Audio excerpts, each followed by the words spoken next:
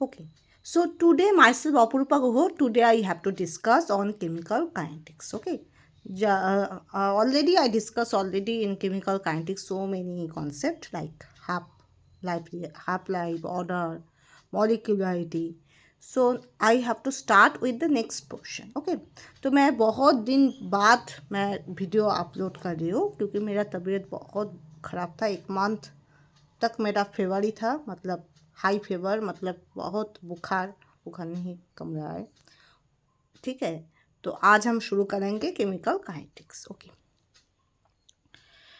Now kinetics का जो पहले मैंने शुरू किया था वो थोड़ा थोड़ा करके बोल देती हूँ क्योंकि लिंक हो जाएगा, राइट।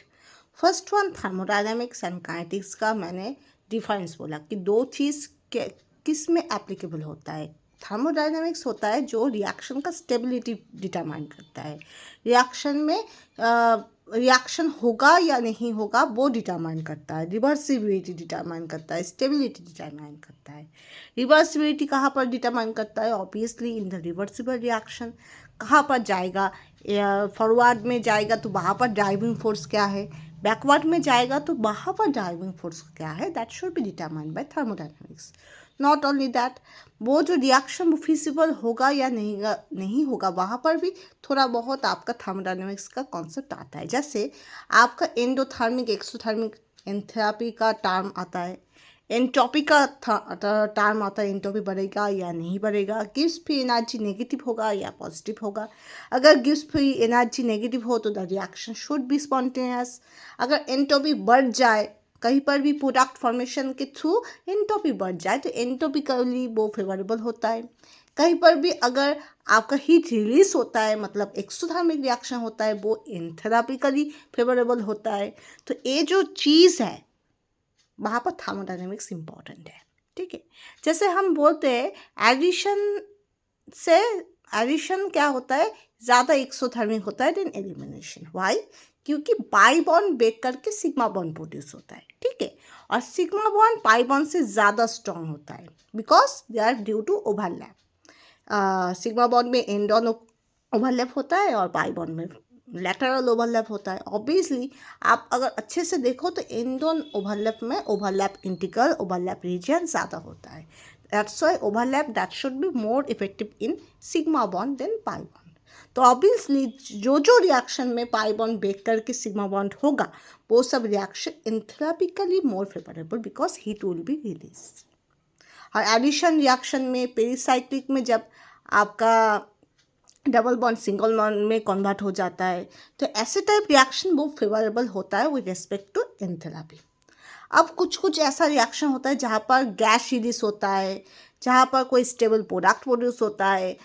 ऐसा स्टेबल प्रोडक्ट तो छोड़ो, वहाँ पर बहुत सारा चीज़ आता है, वहाँ पर एंथैल्पी एंट्रोपी बहुत चीज़ का इम्पोर्टेंस होता है।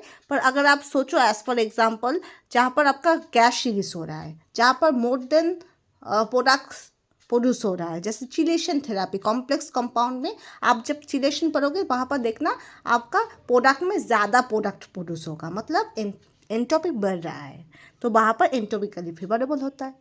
और एंथैल्पी और एंट्रोपी का रिलेशन से हम आते हैं गिव्स फ्री एनर्जी। अगर gives free energy overall negative हो तो the reaction should be spontaneous. ये जो होल डायमेंशन है, ऑर्गेनिक केमिस्ट्री बोलो, फिजिकल केमिस्ट्री बोलो या फिर इनऑर्गेनिक केमिस्ट्री बोलो, जहाँ पर रिएक्शन होगा या नहीं होगा, फेवरेबल होगा या नहीं होगा, उसका ड्राइविंग फोर्स क्या है, वहाँ पर थर्मोडायनेमिक्स का एक रूल है। ठीक है, अब काइनेटिक्स क्या करता है? काइनेटिक्स करता है प्रेडिक्ट द रेट। ऐसा हो सकता है ऐसा कुछ रिएक्शन जो थियोरेटिकली पॉसिबल है, पर इन द रिएक्शन ऐसा हो सकता है उसके लिए आपको बहुत दिन टाइम लगे, पर उतना टाइम आप प्रोवाइड नहीं कर पाओगे, आपको कम टाइम में कोई रिएक्शन करना है, तो वहाँ पर रेट आ जाएगा। तो रेट डिटरमाइन बाय काइनेटिक्स। ठीक है, अब रेट में चले आओ। अब रेट में बहुत सारा टाइप का आपका रिएक्शन होता है, जैसे जीरो ऑर्डर रिएक्शन। ऑर्डर मतलब क्या है? जो रिएक्टेंट है उस रिएक्टेंट का कितना पावर के ऊपर रेट डिपेंड होता है। ठीक है, अगर रिएक्टेंट के ऊपर डिपेंड ही ना हो तो that is called zero order. Reactant के पावर एक उसके ऊपर डिपेंड है तो that is first order. Reactant का पावर स्क्वायर अगर हो तो वो सेकेंड ऑर्डर, रिएक्टेंट का क्यूब हो तो थर्ड ऑर्डर, तो ऐसा होता जाएगा। तो ये जो रिएक्शन है, ये जो एक्सप्रेशन है, ये आपका जीरो ऑर्डर रिएक्शन है। सिंपल। नेक्स्ट, मैंने ऑलरेडी डिस्कस किया था, वहाँ पर मैंने क्या बोला था, टाइम और कॉन्सेंट्रेशन का अगर गैप करो तो concentration on reactant does not depend, मतलब जो रिएक्टेंट का कॉन्सेंट्रेशन उसके ऊपर रेट डिपेंड नहीं करता। Rate is not dependent on concentration of reactant in zero order reaction specially. पर वहाँ पर क्या होगा, ऑब्वियसली रिएक्टेंट से प्रोडक्ट हो रहा है तो रिएक्टेंट का कॉन्सेंट्रेशन घट रहा है और प्रोडक्ट कॉन्सेंट्रेशन बढ़ रहा है, तो obviously the concentration of reactant that should be decreases time to time and concentration of product that should be increases time to time. Okay, and that almost this is the equation. That is, a आपका reactant का है तो minus K0T मतलब घट रहा है time के respect में, और plus K0T that is time के रेस्पेक्ट में प्रोडक्ट का कॉन्सेंट्रेशन बढ़ रहा है। That's it. Next one, first order reaction, उसका अच्छा खासा एग्जांपल है रेडियो एक्टिविटी। आप जानते हो रेडियो एक्टिविटी क्या चीज़ है, ऑब्वियसली रेडिएशन निकालता है जो थोड़ी क्या किस प्लूटोनियम नो रेडियम, तो ऐसे वाला जो चीज़ है वहाँ से रेडिएशन निकलता है, ठीक है। तो वहाँ पर भी आपका, वहाँ पर जो रिएक्शन है, वहाँ पर जो हाफ लाइफ है रेडियो एक्टिविटी में, वहाँ पर रेडियो एक्टिविटी डीके, तो ये सब चीज़ में फर्स्ट ऑर्डर रिएक्शन एप्लीकेबल होता है, ठीक है।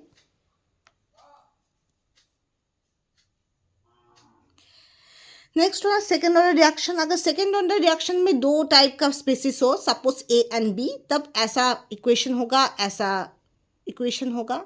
पर जब आपका एक ही सब्सटेंस का स्क्वायर टर्म के ऊपर डिपेंड होगा तो तब ऐसा टर्म होगा, ठीक है। अगर पिछले वाला का अगर आप गैप प्लॉट करो तो टाइम वर्सेस दिस एक्सप्रेशन ऐसे स्ट्रेट लाइन आएगा, जो 0 पॉइंट, यहाँ पर क्या होता है, यहाँ पर 0 पॉइंट होता है, एक्स एक्सिस के थ्रू 0 एंड वाई एक्सिस के थ्रू 0, तो यहाँ से पास होकर जाएगा, ठीक है। और अगर आप कॉन्सेंट्रेशन ऑफ रिएक्टेंट बोलो तो वो टाइम के रिस्पेक्ट में बढ़ता जाएगा, ऐसे एक्सपोनेंशियली बढ़ता जाएगा, ठीक है। Okay, already I discuss this, nothing new. तो that is the third order reaction. Obviously एक स्पीसीज का क्यूब के ऊपर डिपेंड होता है, तो तब एक्सप्रेशन ऐसा होगा। अगर आप सोचो ऐसा भी हो सकता है जैसे आपका A और 2B, उससे भी प्रोडक्ट हो सकता है, ये भी आपका थर्ड ऑर्डर रिएक्शन हो सकता है। या फिर एक ही जैसा 2A, यहाँ से भी प्रोडक्ट हो सकता है, ये भी आपका थर्ड ऑर्डर रिएक्शन हो सकता है। एंड ऑल्सो ABC, तीनों के एक पावर के ऊपर डिपेंड होता है, तो तब भी इसको भी हम थर्ड ऑर्डर रिएक्शन ही बोल सकते हैं।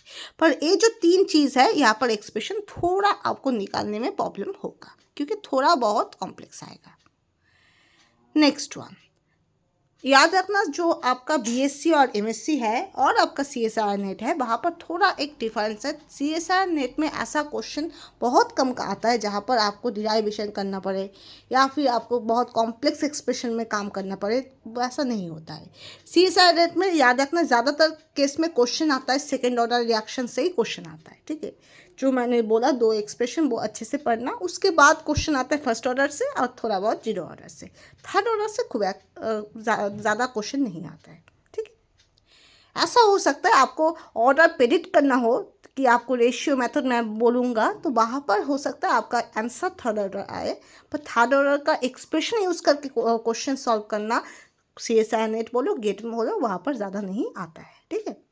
तो यहाँ पर फर्स्ट ऑर्डर रिएक्शन, यहाँ पर ये जो एक्सप्रेशन है बहुत इंपॉर्टेंट है, यहाँ से क्वेश्चन आता है। या आपका रेडियो एक्टिव डीके में भी एक्सप्रेशन यूज़ होता है, जहाँ पर आपका ऐसे लैम्डा यूज़ होता है। ये रेडियो एक्टिविटी डीके में lambda is also used in the place of के। कहाँ पर गया, ठीक है। नेक्स्ट वन, मैंने बोला method of determining the order. तो एक हो सकता है आपको एक कॉलम में, लेफ्ट कॉलम में बहुत सारा रेट का वैल्यू दे दिया, suppose there must be so many rate values are given in the left and in the right there must be so many the values are given which are concentration. Okay, तो left में rate, right में concentration. तो आपको सिर्फ ratio बाहर करना है, तो रेशियो करने के देखना वहाँ पर ऑर्डर आ जाएगा, ठीक है, कितना बड़ा है with respect to previous one and next one. Previous का rate by next rate equal to PBS का concentration by next concentration. When you have to do you can get the order. Okay, ये एक method है. दूसरा ये भी आप use कर सकते हो. यहाँ पर कभी कभी आपका लॉन के वाला इंटरसेप्ट भी मिल सकता है. और ऑब्वियसली आप जानते हो y equal to mx plus c. तो आप अगर मिलजुल कर देखो तो m is n and c is the ln k. Okay okay, यहाँ पर प्लॉट करो. लॉन सी मैंने क्या बोला, यहाँ पर ln c versus ln r करना. लॉन सी मतलब ये ओवरऑल लॉन सी है, ये ओवरऑल लॉन आर है. अगर ln c versus ln r करो तो मतलब y में लॉन आर और x में लॉन सी करो तो स्लोप आएगा n, इंटरसेप्ट आएगा लॉन के. बस है, इंटरसेप्ट लॉन के, स्लोप आएगा n. नेक्स्ट, मैंने ऑलरेडी ये सब डिस्कस किया है. ठीक है, आप प्रीवियस वीडियो में जाओगे वहाँ पर आप पा लोगे. ठीक है, the use of integral rate expression. Indicate expression क्यों यूज़ होता है यहाँ पर मैंने बुक से लिया है. ठीक है, कुछ कुछ ट्रिक्स तो हमको बहुत सारा बुक से ही देखना पड़ता है. ठीक है, ठीक है. हाफ लाइफ मेथड हो सकता है. हाफ लाइफ मेथड कैसे आप डिटरमाइन कर सकते हो ऐसे. उसके बाद मॉलिक्यूलिटी, मैंने बोला कि कोई भी रिएक्शन में कितना reactant molecule, reactant species involve होता है उसके ऊपर डिपेंड करता है आपका मॉलिक्यूलिटी. आप जानते हो SN1 SN2 substitution nucleophilic, first substitution nucleophilic unimolecular reaction, right. तो वहाँ पर एक मॉलिक्यूल यूज़ होता है, दैट्स वाई यूनिमॉलिक्यूलर. जहाँ पर बाई मॉलिक्यूलर होगा मतलब दो मॉलिक्यूल यूज़ होता है. मतलब अल्टीमेटली आपका स्पीसीज का मॉलिक्यूलिटी इज़ वेरी इंपॉर्टेंट. तो कितना सारा मॉलिक्यूल आपका रिएक्टेंट स्पीसीज है उसको हम बोलते हैं मॉलिक्यूलिटी. पर मॉलिक्यूलिटी जो होता है वो आपका क्या होता है, एलिमेंट्री रिएक्शन के थ्रू हम डिटरमाइन कर सकते हैं. पर कॉम्प्लेक्स जो रिएक्शन होता है जहाँ पर बहुत सारा स्टेप होता है, सपोज मैं बोल रही हूँ, सपोज आपको A से P प्रोड्यूस करना है, पर this is a complex reaction. Actual वहाँ पर होगा A से B होगा, B से C होगा, C से D होगा एंड D से अल्टीमेटली P होगा. तो बहुत सारा एलिमेंटरी रिएक्शन होगा और ईच एलिमेंटरी रिएक्शन में आपका हो सकता है मॉलिक्यूलिटी डिफर करे. तो वहाँ पर क्या होगा, वहाँ पर obviously the whole of the complex reaction that should be depend on what rate determining step. जो रेट डिटरमाइनिंग स्टेप होगा वो होगा सबसे स्लोएस्ट स्टेप. तो कॉम्प्लेक्स रिएक्शन में बहुत सारा एलिमेंटरी रिएक्शन होगा जहाँ पर जो स्टेप का रेट सबसे लोएस्ट हो उसको हम बोलते हैं डिटरमाइनिंग स्टेप. और उसको हम ज़्यादातर केस में कंसिडर करते हैं, पर still that is very difficult. And elementary reaction में एक रूल होता है जहाँ पर molecularity that should be equal to order, वो कॉम्प्लेक्स रिएक्शन में नहीं होता है. ठीक है, ठीक है. अब आज का मैं बात बोलूँगी. आज का जो टॉपिक है that is called mechanism of complex reaction. Complex जो टर्म है इसका मतलब क्या है, जो थोड़ा डिफ़िकल्ट टू अंडरस्टैंड. हम ए मतलब in easy language we can say, जहाँ पर ऐसा कुछ है जो थोड़ा हम लोग को फोकस करना ज़्यादा करना पड़ेगा. ठीक है, थोड़ा इजी नहीं है, थोड़ा डिफ़िकल्ट रूट का है. तो मैथमेटिक्स जिसका है, आप जानते हो complex number A plus i b क्या होता है, A plus i b, i is the imaginary number, right. तो फिजिकल केमिस्ट्री में इसका रूल होता है, जैसे आपका शाई इंटू शाई स्टार जहाँ पर होता है वहाँ पर हम ए यूज़ करते हैं कॉन्जुगेट. ठीक, कॉम्प्लेक्स कॉन्जुगेट. तो A प्लस आई बी, तो उसका कॉम्प्लेक्स कॉन्जुगेट क्या होगा, A minus i b, right. तो इसको कॉम्प्लेक्स कंपाउंड क्यों बोलते हैं, क्योंकि इसका फंक्शनैलिटी सिंपल जो नंबर्स है उससे बहुत डिफ़र करता है और उससे बहुत अनरियलिस्टिक होता है और उससे बहुत डिफ़िकल्ट होता है ना. तो उसको ही आप लेकर चलो कि कॉम्प्लेक्स मतलब जो थोड़ा हटके है एक नंबर, दूसरा होता है थोड़ा डिफ़िकल्ट है ऑब्वियसली, और जो रूट में सिंपल रिएक्शन जाता है उस रूट में नहीं जाता है, थोड़ा घूम के जाता है. ठीक है, तो most of the reaction classified as unimolecular, bimolecular. Trimolecular reaction होता है पर वो उससे ज़्यादा क्वेश्चन CSIR नेट में नहीं होता है. और यहाँ पर एक कॉलिशन वाला चीज़ भी होता है. ठीक है, तो unimolecular bimolecular that is more effective. Now, this classification is generally possible for gaseous reaction only. Okay, that is not so important. Complex reaction proceed in a number of step. Obviously, मैंने बोला complex compound में बहुत सारा step होता है. कहाँ पर बोला? यहाँ पर बोला. Complex compound suppose A से product हो रहा है. यही आपको provide किया गया है in the exam. Suppose in the exam that is given A to P, that is a complex reaction. But in situ there must be so many mechanisms are there. Suppose A to B produced, B to C produced, C to D produced, and ultimately D to P is produced. So there must be so many elementary reactions are there. Okay. So for each of the reaction is also single step.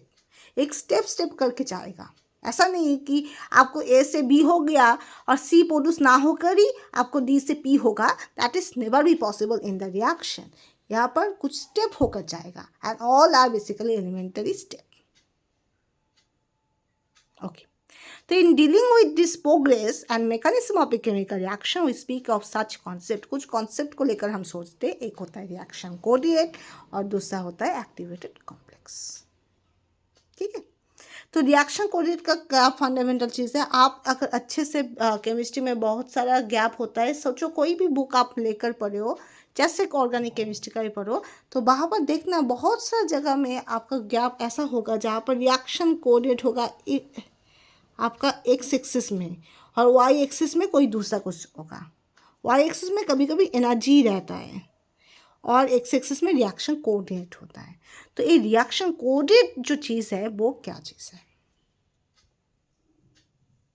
देखो, reaction coordinate is the function of all the coordinate space of all species taking part in reaction.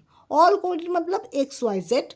ये जो x y Z वाला जो चीज़ है वहाँ पर all space में spaces जो टेकन पार्ट कर रहा है, मतलब स्पेसिस जो क्या होता है उसका एक रोल प्ले कर रहा है, तो उसका फंक्शन ही होता है रिएक्शन कोऑर्डिनेट. रिएक्शन में जब एक x y z in all coordinate in all space, all species are taking part, all species take part कर रहा है, तो this is called as reaction coordinate.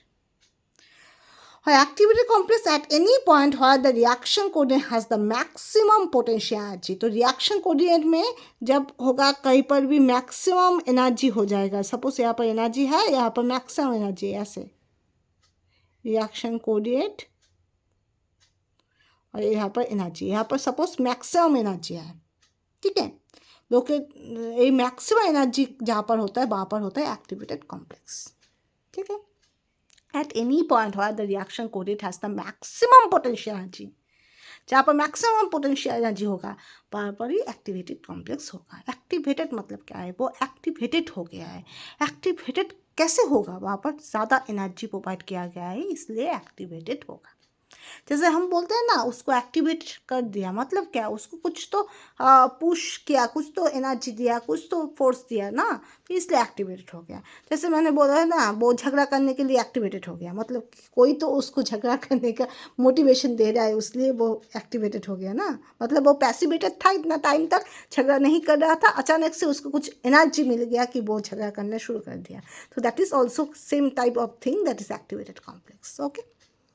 तो at this point the reactions have maximum energy. Obviously मैंने बोला जहाँ पर potential energy maximum होगा वहाँ पर भी आपका रिएक्टेंट का एनर्जी मैक्सिमम होता है, इसलिए उसको हम बोलते हैं एक्टिवेटेड कॉम्प्लेक्स. ओके.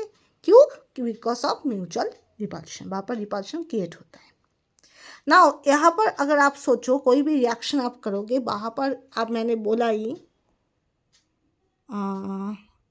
यहाँ पर बोला ये जो बी है this is called middle compound. ये जो सी है this is also called middle compound. ये जो डी है this is also your middle compound. तो मिडिल कंपाउंड है. ठीक है. बहुत सारा मिडिल कंपाउंड है और ऐसा नहीं हो सकता है. आप जानते हो कि कॉम्प्लेक्स कंपाउंड में रेट डिटरमाइनिंग स्टेप जो होता है,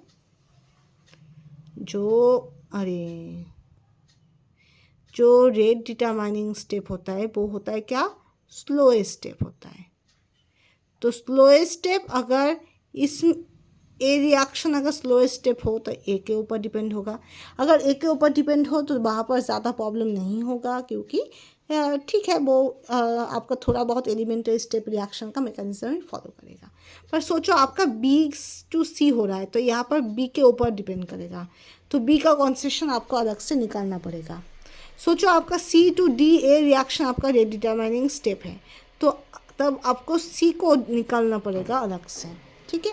वैसे ही अगर D से P अगर रेट डिटरमाइनिंग स्टेप हो, अगर D से P अगर रेट डिटरमाइनिंग स्टेप हो, तो तब आपको D को बाहर करना पड़ेगा। तो आपको मिडिल कंपाउंड का कॉन्सेंट्रेशन टर्म वैल्यू वो बाहर करना पड़ेगा। तो कैसे बाहर कर सकते हो, कैसे आपका अल्टीमेटली आप रेट पाओगे, एक रिएक्शन का रेट क्या है वो आप कैसे पाओगे। ऑब्वियसली जो कॉम्प्लेक्स रिएक्शन है उसका मेथड उतना इजी नहीं होगा, राइट। तो वहाँ पर दो अप्रोक्सीमेशन होता है, एक होता है इक्विलिब्रियम अप्रोक्सीमेशन, दूसरा होता है स्टेडी स्टेट अप्रोक्सीमेशन। वहाँ पर थोड़ा फर्क है, थोड़ा डिफरेंस है, there must be little differences there, I will tell you, okay, I will tell you. Okay, यहाँ पर मैंने पहले क्या क्या किया वो नहीं कर पा रही, ठीक है। ओके, एक मिनट,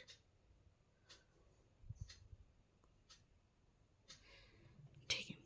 देखो इक्विलिब्रियम अप्रोक्सीमेशन यहाँ पर क्या हो रहा है, R से I1, I1 से I2, I1 I2 से I3, ऐसे करके IN से अल्टीमेटली P हो रहा है, मतलब बहुत सारा इंटरमीडिएट प्रोड्यूस हो रहा है, ठीक है। तो R से I1 जहाँ पर आपका रेट कांस्टेंट K0 है, I1 से I2 रेट कांस्टेंट K1 है, I2 से I3 के रेट कांस्टेंट K2 है, एंड सो ऑन, IN से P हो रहा है, KN है, ठीक है। तो यहाँ पर बहुत सारा इंटरमीडिएट प्रोड्यूस हो जाएगा, ठीक है। तो यहाँ पर क्या होता है, एनर्जी बहुत ज़्यादा होता है, ठीक है, इसको हम बोलते हैं एक्टिवेटेड कॉम्प्लेक्स मॉलिक्यूल, ओके। तो in order to derive the rate equation for reaction we assume the rate determining step exist, यहाँ पर रेट डिटरमाइनिंग स्टेप है, तो this rate determining step is the slowest in the sequence of steps. या जितना सारा reaction है वहाँ पर कोई एक रिएक्शन तो स्लोएस्ट स्टेप होगा, उसके ऊपर ही रेट डिटरमाइन करेगा, ठीक है। Yes, now steady state approximation वो कहाँ पर एप्लीकेबल होगा, जहाँ पर इंटरमीडिएट शॉर्ट लिव होगा, ट्रांजिएंट होगा, जिसको हम ट्रैप नहीं कर पाएंगे, ठीक है। तो इक्विलिब्रियम अप्रोक्सीमेशन में ऐसा कुछ ज़्यादा नहीं बोला गया है, वहाँ पर आप ऐसे ही यूज़ कर सकते हो, पर स्टेडी स्टेट में आपका जो इंटरमीडिएट होगा वो शॉर्ट लिव्ड होगा, इसलिए आपको स्टेडी स्टेट अप्रोक्सीमेशन यूज़ करना है जहाँ पर शॉर्ट लिव्स इंटरमीडिएट होगा।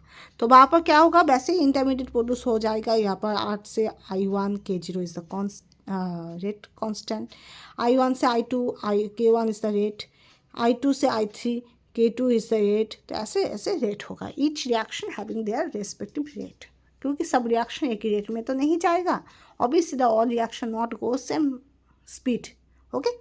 सो बट यहाँ पर स्टेडी स्टेट अप्रोक्सीमेशन का यही रूल है, सब इंटरमीडिएट का concentration with respect to time that should be equal to 0, all intermediate with respect to time that should be equal to 0, यहाँ पर 0 होगा, ठीक है।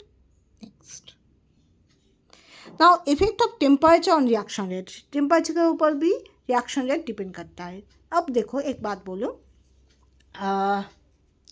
मैंने जब डिसर्टेशन किया था, ठीक है, तब ऑलरेडी मैंने रिएक्शन में ऐसे ऐसे होना है, ऐसे ऐसे प्रोडक्ट हो सकता है, तो वहाँ पर कुछ जो आपका कुछ चीज़ स्पेसिफाइड होता है, जैसे आपका प्रेशर, रिएक्शन का प्रेशर, रिएक्शन का जो सॉल्वेंट होता है वो, और आपका टेम्परेचर, ठीक है। तो ऐसा कुछ टेम्परेचर होता है जहाँ पर रिएक्टेंट का खुद का एक एनर्जी होता है, उसको हम बोलते हैं थ्रेशोल्ड एनर्जी। उसके बाद उसको एक मिनिमम अमाउंट ऑफ एनर्जी देना पड़ता है, जिसके थ्रू वो एक्टिवेटेड होकर रिएक्शन स्टार्ट करेगा। अगर वो एनर्जी अगर आप प्रोवाइड ना करो तो वो रिएक्शन में पार्टिसिपेट नहीं करेगा। तो उस मिनिमम एनर्जी को हम बोलेंगे activation energy, because this is used for activation, okay. तो there must be the energy in already present in reactant, that is called threshold energy, and the minimum energy you have to provide to activate the reactant molecules to react, that is called activation energy, okay, because this activation energy is used for activation of reactant molecules, okay। तो जैसे आपका as per example मैं बोल रही हूँ, सब student में कुछ अपना अपना पोटेंशियलिटी होता है।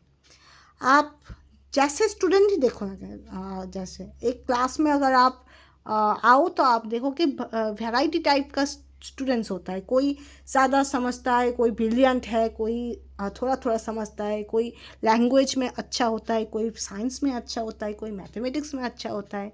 ऐसा भी स्टूडेंट होता है जो मैथमेटिक्स में अच्छा होता है, इंग्लिश में अच्छा नहीं होता है, इंग्लिश में अच्छा होता है तो मैथमेटिक्स में अच्छा नहीं होता है। मतलब आप इतना वैरायटी टाइप का स्टूडेंट्स आपको मिलेगा। उसमें भी ऐसा कुछ स्टूडेंट मिलेगा जो जिसका कुछ फिजिकल प्रॉब्लम है, कुछ ऐसा स्टूडेंट मिलेगा जिसका आपका मेंटल कुछ प्रॉब्लम है, ऐसा कुछ स्टूडेंट मिलेगा जिसका कुछ इकोनॉमिक प्रॉब्लम है, ऐसा भी कुछ स्टूडेंट मिलेगा जिसको थोड़ा सोसाइटल प्रॉब्लम है, सोसाइटी में सोचो कोई भी फैमिली प्रॉब्लम है। तो बहुत टाइप का आपको स्टूडेंट मिलेगा, राइट। तो सब स्टूडेंट का अलग अलग पोटेंशियलिटी होता है, सबका अलग पोटेंशियलिटी होता है।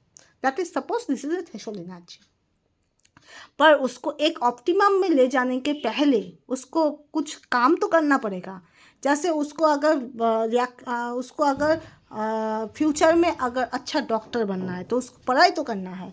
तो उसके लिए जो आउटसाइडर जो मोटिवेशन थोड़ा भी, या फिर हेल्प बोलो या फिर कोऑपरेशन बोलो, जो आपको देना चाहिए, मतलब जिसको ना मिलकर वो कभी भी डॉक्टर नहीं बनेगा, तो that is called activation energy. बाहर का क्या चीज़ है, जैसे डॉक्टर मतलब नीट पाने के लिए उसको थोड़ा बहुत तो स्टडी मटेरियल होना चाहिए, वो यूट्यूब से मिले या फिर कोई बुक से मिले या फिर कोई कोचिंग से मिले, जो भी मिले वो उसको मिलना चाहिए। अदरवाइज ही और she never get the idea what type of question, what type of answers, what type of topics are covered in the NEET examination, right.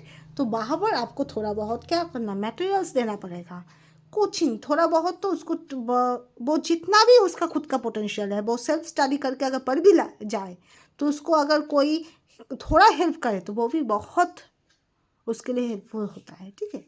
तो इसलिए इसको बोला जाता है एक्टिवेशन एनर्जी, मतलब उसको एक्टिवेट करने के लिए मिनिमम जो हमको देना चाहिए, that is called activation energy as a teacher suppose. Okay, मैं तो life long self study method से ही मैंने पढ़ा है, ज़्यादा ट्यूशन सेंट्रिक, ज़्यादा नोट सेंट्रिक, ज़्यादा कोचिंग सेंट्रिक मैं कभी भी नहीं था। मैं whole life self study method से ही गुजरा।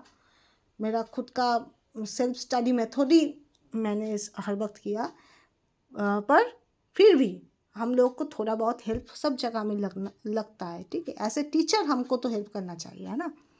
तो इफेक्ट ऑफ टेम्परेचर, तो टेम्परेचर क्या है, टेम्परेचर का भी एक रोल होता है। जैसे एज फॉर एग्जांपल हम बोलते हैं जैसे एजोडाई रिएक्शन, जब एजोटाइजेशन करोगे वहाँ पर टेम्परेचर स्पेसिफाइड होता है 0 to 5 डिग्री सेंटीग्रेड, मतलब बहुत लो टेम्परेचर। आइस बाथ हम यूज़ करते हैं, आइस यूज़ करते हैं, उसके ऊपर हम रिएक्शन करते हैं, 3 सॉल्यूशन एक साथ जुड़ देता है। एक नैप्थोलिन का सॉल्यूशन, दूसरा होता है, मुझे आप याद करना पड़ेगा, 3 टाइप का सॉल्यूशन एक साथ जुड़ा होता है। एक होता है एजोडाई रिएक्शन, दूसरा होता है बैक एजोडाई आई थिंक। तो जो भी हो, एक OH का फेनोलिक OH और दूसरा होता है NH2 का, ठीक है। तो जो भी हो, जो रिएक्शन होता है, मुझे अब याद करना पड़ेगा, जो भी हो। मैं बहुत दिन पहले मैंने प्रैक्टिकल में किया था, ऑर्गेनिक प्रैक्टिकल। तो वहाँ पर क्या होता है 0 to 5 degree centigrade, that's specified. Okay, ऐसा भी कुछ रिएक्शन होता है जहाँ पर हाई टेम्परेचर मिलना चाहिए, अदरवाइज वो रिएक्शन नहीं होगा। तो reaction is very important role, और जो रिएक्शन स्पेसिफाइड है वैसे रिएक्शन आपको देना पड़ेगा, ना कम ना ज़्यादा। ओके, ऐसा भी हो सकता है आप रिएक्शन ज़्यादा दे दिया तो वो डिकम्पोज कर दिया, कुछ दूसरा ही कुछ प्रोड्यूस हो गया, ठीक है। So it is a common experience that increases the temperature has a marked effect on the rate of chemical reaction. Obviously, the ratio of the rate constant of reaction at two temperature, suppose एक 25 एक 35, 10 degree का अंतर होगा, ठीक है। तो जो आपका रेट ऑफ रिएक्शन जो चेंज होगा with respect to to temperature which are basically defines by 10 degree centigrade, that is called temperature coefficient. Temperature coefficient मतलब क्या है, एक रेट कांस्टेंट होगा जो हायर टेम्परेचर होगा 10 डिग्री मोर होगा, और दूसरा होगा 10 डिग्री लेस होगा जो लोअर टेम्परेचर होगा। दोनों का रेशियो का जो अंतर रेशियो आएगा उसको हम बोलते हैं टेम्परेचर कोफिशिएंट। सपोज सबसे अच्छा है, कोई रिएक्शन ज़्यादातर केस में रूम टेम्परेचर में फॉलो होता है। रूम टेम्परेचर मतलब 25 डिग्री सेंटीग्रेड, तो नीचे 25 डिग्री सेंटीग्रेड होगा, उसका 10 डिग्री अगर बढ़ जाए तो 35 डिग्री होगा, तो ऊपर में 35 होगा। तो दोनों का रेशियो होगा टेम्परेचर कोफिशिएंट। ओके, यहाँ पर आप 45 भी यूज़ कर सकते हो, यहाँ पर 35 भी यूज़ कर कर सकते हो। पर यहाँ पर सिर्फ आपका याद रखना हायर टेम्परेचर और लोअर टेम्परेचर दो जो होगा उसका डिफरेंस 10 डिग्री होना चाहिए, ठीक है। और ऊपर में न्यूमरेटर में हायर टेम्परेचर होगा और डिनोमिनेटर में लोअर टेम्परेचर होगा। Okay, next. ओके, मैंने बोला ये जो रेट बोला, ठीक है, रेट को के भी बोल सकते हो, ठीक है। The value of the temperature coefficient normally for the most of the reaction that should B 2।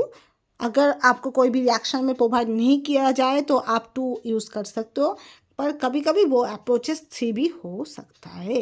Okay okay, now coalition theory. Coalition theory यही बोला गया रिएक्टेंट मॉलिक्यूल को खुद एक दूसरे के साथ कॉलिशन होता है, उसके थ्रू वो रिएक्शन करता है, इसलिए उसको एनर्जी गेन होता है, इसलिए वो रिएक्शन करता है, ठीक है। जैसे पहले दिनों का मानना तो होता था कि कंपटीशन जितना हो जाए एक क्लास में तो उतना रिजल्ट अच्छा होता है, पर अब थोड़ा व्यू पॉइंट चेंज हुआ है। जो कंपटीशन होना चाहिए वो हेल्दी कंपटीशन होना चाहिए। मतलब ऐसा नहीं कि एक क्लास में कोई फर्स्ट हो रहा है या कोई सेकंड हो रहा है तो सेकंड या फर्स्ट जो ही हो वो एक दूसरे में नोट नहीं देगा, एक दूसरे को बात नहीं करेगा, एक दूसरे के साथ क्या होता है एनिमी के थ्रू बिहेव करेगा, तो that is called unhealthy competition.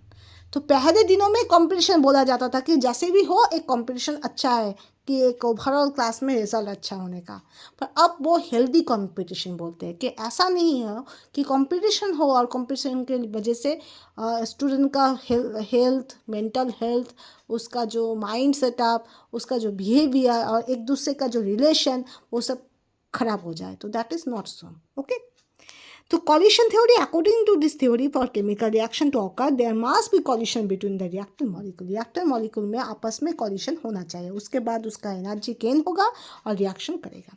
Most of the collision taking place between the molecules are ineffective. Most of the cases में क्या होता है, जो कॉलिशन होता है वो इनइफेक्टिव होता है, ठीक है।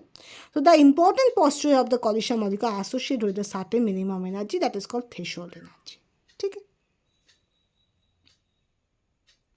अब activation energy, there is a certain minimum energy that is called threshold energy which the colliding molecule must acquire before they are capable of reacting molecules.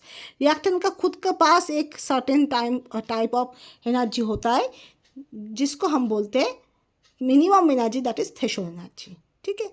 But वो जो थ्रेशोल्ड एनर्जी होता है दैट शुड बी लेस,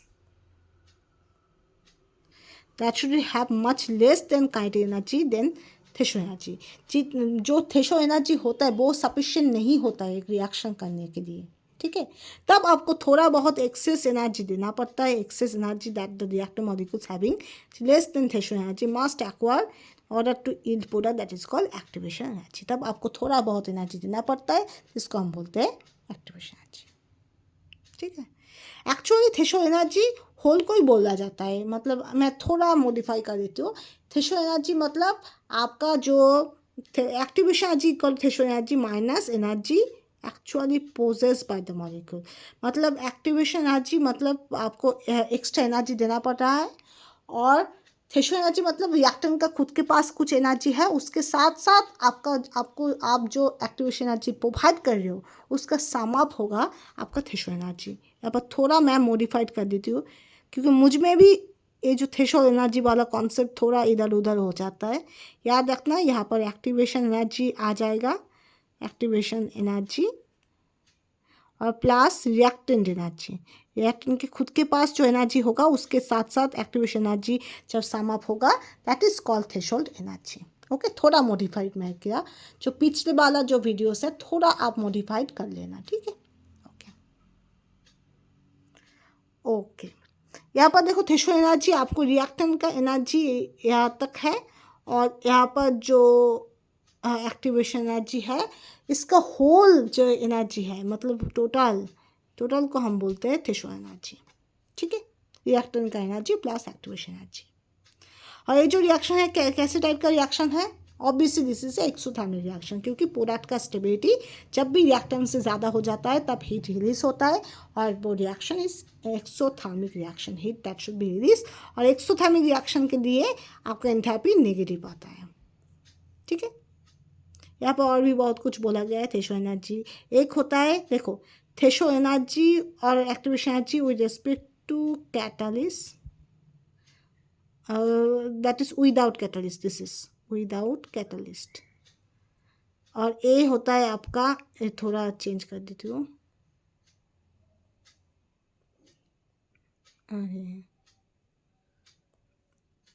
ये आपका with catalyst, with catalyst, with, ठीक है। एक आपका विदाउट कैटलिस्ट, एक आपका विथ कैटलिस्ट। जो रेड वाला है वो विथ रेस्पेक्ट टू ये आपका विदाउट कैटलिस्ट है। ये आपका जो वायलेट वाला है वो विथ रेस्पेक्ट टू कैटलिस्ट। तो आप जब कैटलिस्ट यूज़ करोगे तब उसका एक्टिवेशन एनर्जी बोलो, थ्रेशोल्ड एनर्जी बोलो, दोनों ही मिनिमाइज्ड हो जाएगा। तो ज़्यादा एक्टिवेशन एनर्जी आपको प्रोवाइड भी नहीं करना पड़ेगा। तो इसलिए आपका जो कैटालाइटिक रिएक्शन होता है उसका स्पीड ज़्यादा होता है, क्योंकि उसमें एक्टिवेशन एनर्जी और थ्रेशोल्ड एनर्जी दोनों ही घट जाता है, ठीक है। क्योंकि threshold energy is equal to sum of activation energy and reactance energy. तो रिएक्टेंस एनर्जी ऑलमोस्ट सिमिलर एक ही होता है। एक्टिवेशन एनर्जी डिक्रीज हो जाता है, मतलब आपका ओवरऑल थ्रेशोल्ड एनर्जी भी डिक्रीज हो जाता है। Catalyst is very important part. Catalyst होता है ऐसा एक substance that can increase the rate of reaction but which itself remain unchanged in amount and chemical composition at the end of the reaction. Reaction में participate करेगा पर reaction में itself remain unchange रहेगा, कोई भी इसका कंपोजिशन, इसका amount change नहीं होगा। आप 2 मिलीग्राम दे दोगे तो आपका रिएक्शन के बाद आपको 2 मिलीग्राम ही वापस आएगा, और जैसे कंपोजिशन आप दोगे वैसे कंपोजिशन आएगा, कोई भी चेंज नहीं होगा। That is the definition of catalyst. When catalyst is added, a new reaction path that should be generated which having the lower energy barrier, obviously आप मैंने बोला एक्टिवेशन एनर्जी डिक्रीज हो जाएगा, एक ऑल्टरनेट पाथ प्रोड्यूस होगा, ठीक है। तो जहाँ पर आपका क्या होगा, large number of molecules of reactant can get over it, that increases the rate of reaction. Activation energy decrease होगा, दैट्स वाई आपको कम एनर्जी देना पड़ेगा, तो आपको लो टेम्परेचर में ही आपका रिएक्शन स्पीड अप हो जाएगा। Next, RNS equation is very important, that is dependence on temperature. Rate dependent होता है टेम्परेचर के साथ, और ए एक्सपोनेंशियली डिपेंडेंट होता है, क्योंकि यहाँ पे ई है, ई मतलब क्या है, एक्सपोनेंशियल, ओके। इसको हम ई ए जो है, ई ए जो टर्म है, इसको हम बोलते हैं Arrhenius activation energy. A is the Arrhenius pre exponential factor, and normally आपका Arrhenius equation first order reaction होता है, और यहाँ पर फर्स्ट ऑर्डर रिएक्शन मतलब आपका रेट कांस्टेंट सेकेंड इनवर्स होता है। यहाँ से आपका CSR नेट में क्वेश्चन आता है, तो आपको आरएनएस रिएक्शन, आरएनएस इक्वेशन दे देगा, आपको बोलना पड़ेगा, वो बोलेगा ऑर्डर क्या होता है, ऑर्डर सेकेंड इनवर्स है या ऑर्डर जीरो ऑर्डर रिएक्शन है, सेकेंड ऑर्डर रिएक्शन है, ऐसे ऐसे बोल देगा। ये भी हो सकता है आपका आरएनएस इक्वेशन का 2 वैल्यू देकर ऐसा कुछ इक्वेशन दे दे, तो आपको बोलेगा क्या उसका जो ऑर्डर है वो क्या होगा, ऑर्डर के ऊपर डिपेंड होगा या नहीं होगा। तो आपको याद रखना है आरएनएस इक्वेशन मतलब आपका फर्स्ट ऑर्डर रिएक्शन है, और उसका हर वक्त याद रखना उसका जो यूनिट होगा वो सेकेंड इन्वर्स ही होगा, वो चेंज नहीं होने वाला, ठीक है। और याद रखना ये दूसरा एक इंटीग्रेटेड इक्वेशन है, इससे भी क्वेश्चन आता है। इससे ज़्यादातर केस में न्यूमेरिकल क्वेश्चन आता है, आपको वैल्यू दे देगा टेम्परेचर का, वैल्यू दे देगा एक्टिवेशन एनर्जी का, सपोज कोई एक रेट कांस्टेंट का वैल्यू दे देगा, आपको दूसरा रेट कांस्टेंट को बाहर करना है, ऐसा हो सकता है। आपको ऐसा भी हो सकता है 2K2 K1 का वैल्यू प्रोवाइड कर दिया, टेम्परेचर का वैल्यू प्रोवाइड कर दिया, आपको एक्टिवेशन एनर्जी बाहर करना पड़ेगा, ऐसा भी क्वेश्चन आता है। आर का वैल्यू आप जानते हो 8.314, okay, joule kelvin inverse mole inverse. T1 का वैल्यू नॉर्मली ज़्यादातर केस में आपको 290 जो 25 डिग्री रूम टेम्परेचर में ही ज़्यादा यूज़ होता है, या अदरवाइज आपको टेम्परेचर प्रोवाइड कर देगा। आपको इससे इंटीग्रेटेड आरएनएस इक्वेशन बोला जाता है, इससे आप वैल्यू डिटरमाइन कर सकते हो, you can determine the values, okay. May be in the rate constant you can determine rate constant values of either K1 or K2, or you can determine the activation energy value, और sometimes this is very rarest में होता है जब the activation energy का value provide किया हो और rate constant का वैल्यू प्रोवाइड कर रहा हो, आपको टेम्परेचर निकालना पड़ेगा। तो दिस टेम्परेचर निकलने का जो प्रोसेस है यहाँ पर ज़्यादा नहीं मांगता है, टेम्परेचर ज़्यादातर केस में प्रोवाइड ही किया जाता है।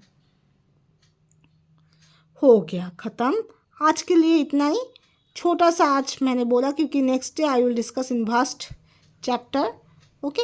So thank you so much, you can subscribe अपा केमिस्ट्री। एंड बहुत दिन बाद मैंने वीडियो डाला, इसलिए I am extremely sorry, because मैंने बोला मैंने फीवर में बहुत हाई फीवर था, मेरा तबीयत बहुत ख़राब था, इसलिए मेरा लेट हो गया। So thank you.